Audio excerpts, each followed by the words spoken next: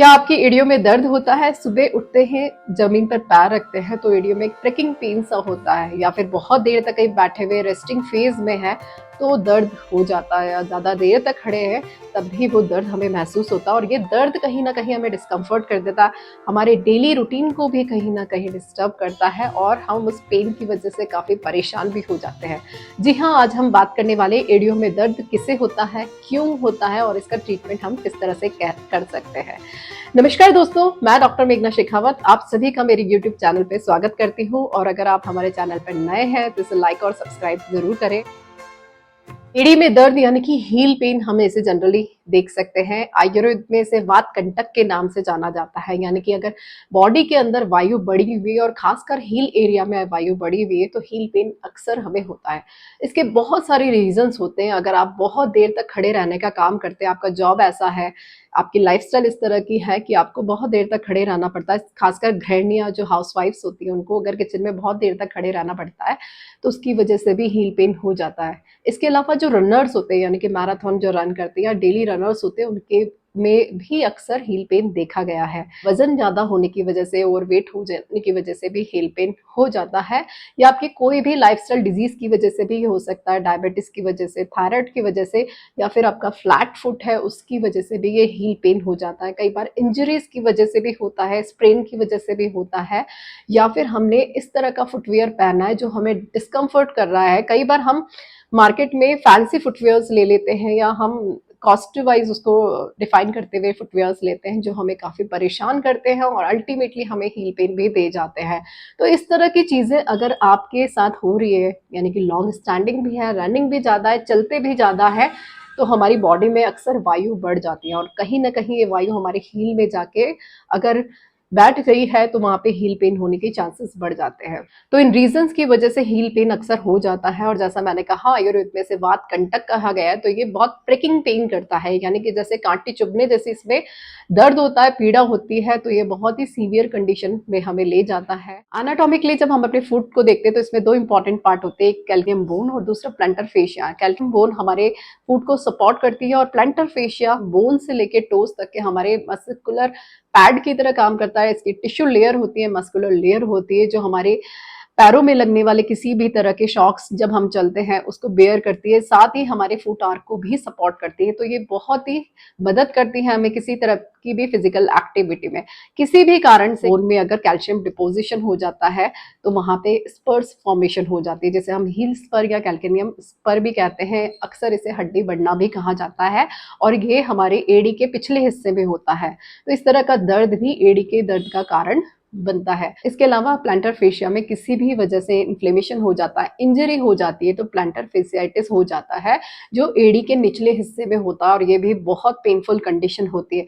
ये दो मुख्य हम कंडीशन इंडिकेट करते हैं एडी के दर्द में, पिछले हिस्से में या निचले हिस्से में। तो अभी तक हमने देखा ज्यादा वॉकिंग की वजह से, रनिंग की वजह से, लॉन्ग स्टैंडिंग की वजह से हमारी एडी में दर्द हो जाता है, रॉन्ग फुटवियर्स पहनने की वजह से दर्द हो जाता है, या कुछ हमारी लाइफस्टाइल डिजीजेस जहाँ पे थायराइड, डायबिटीज हम देख सकते हैं। इसके अलावा यूरिक एसिड के लेवल के बढ़ने की वजह से भी एड़ी में दर्द हो जाता है। स्पेसिफाई करना चाहूंगी कि 30 से 50 वर्ष की महिलाओं में भी अक्सर एड़ी का दर्द देखा जाता है। ऑल्दो दोनों जेंडर में ये पेन देखा जाता है, लेकिन अक्सर महिलाओं में देखा जाता है।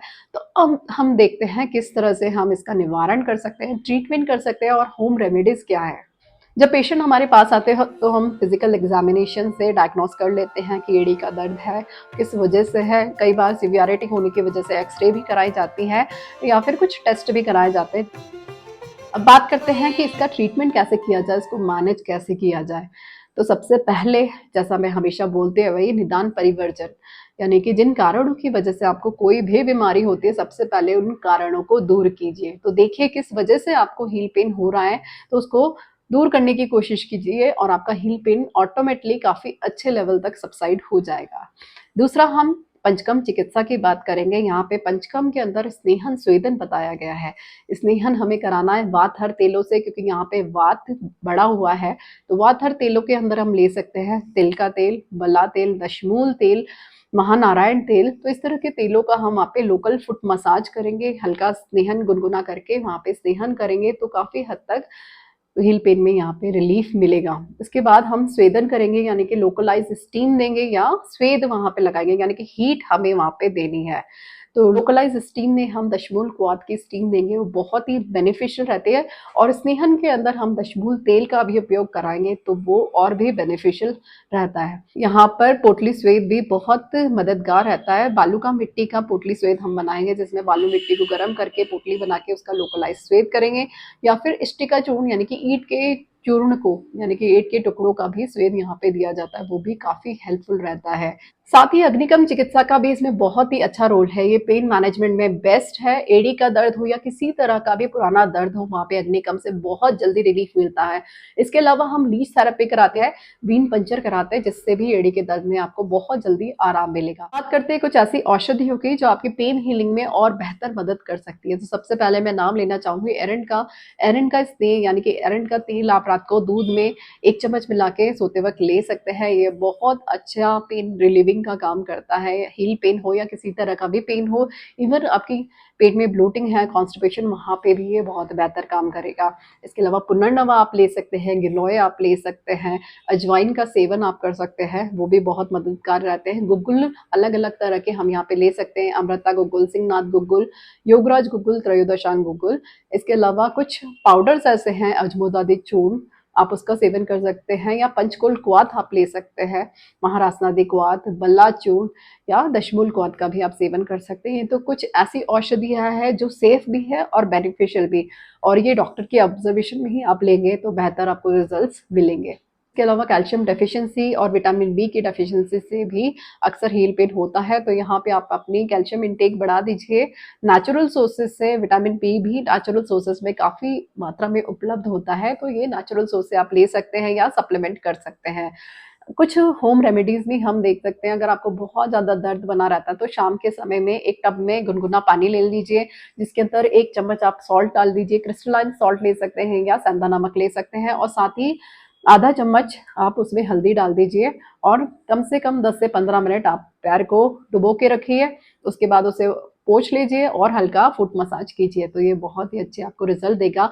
चाहे तो बाद में आप गर्म पट्टी भी वहाँ पे बांध सकते हैं। इसमें कुछ लाइफस्टाइल चेंजेस भी बहुत उपयोगी है। आप एक्सरसाइज कीजिए, जिसमें स्ट्रेचिंग एक्सरसाइज कीजिए, जो पैरों को बहुत आराम देगा, आपके हील पेन में काफ़ी मदद करेगा। लेग स्ट्रेचिंग, काफ स्ट्रेचिंग एक्सरसाइजेस यहाँ पे बहुत ही महत्वपूर्ण रहती हैं। योगा कीजिए, मेडिटेशन कीजिए, प्राणायाम कीजिए।